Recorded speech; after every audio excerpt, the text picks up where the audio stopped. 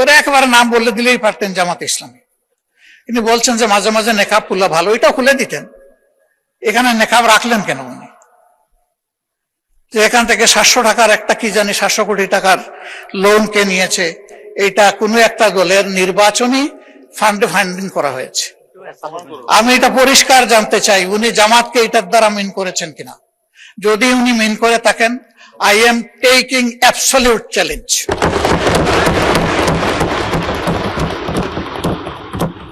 তিনি এটা প্রমাণ করতে পারলে আমি তাকে একটা মেডেল দিব পার্সোনালি।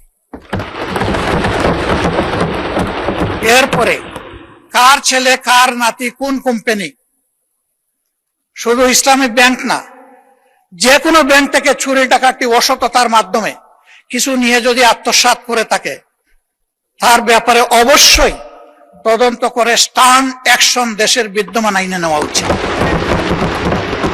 এটা আমি শফিকুর রহমান হলে আমাকেও যেন স্পেয়ার করা না হয়।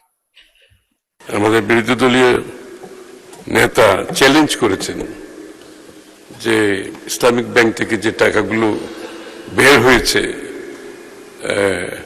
সেগুলোর প্রতিবাদে উনি চ্যালেঞ্জ করেছেন যে এখানে জামাত ইসলামের কোন রকমের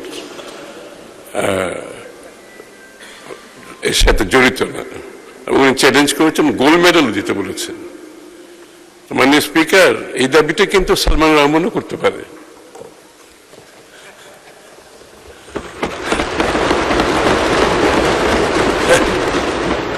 এই দাবিটা সালামও করতে পারে, কারণ তারা তো নিজের নামে কেউ টাকা নেয় না, কেউ নিজের নামে টাকা নেয় না। কারণ মাননীয় স্পিকার, এই প্রশ্নগুলোর উদ্রেক কোত্থেকে হয়েছে? এই প্রশ্নগুলোর উদ্রেক হয়েছে বিগত নির্বাচনে। আমরা দেখেছি কি পরিমাণে টাকা খরচ হয়েছে নির্বাচনী এলাকাগুলোতে, অবিশ্বাস্য রকমের টাকা খরচ হয়েছে।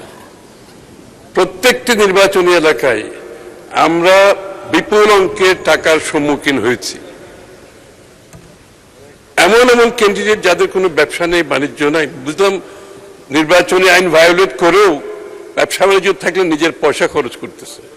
এমন এমন ক্যান্ডিডেট ছিল যাদের তেমন কোনো আয়ের উৎস সম্বন্ধে জানা নাই, কিন্তু তারাও কোটি কোটি, 50 কোটি, 100 কোটি টাকা খরচ করেছে। মাননীয় স্পিকার, এই প্রশ্নগুলো আসছে কিন্তু ওই জায়গা থেকে, এবং এটা কিন্তু পাবলিক নলেজ যে সবার কাছে এত টাকা কিভাবে খরচ করতে পারে।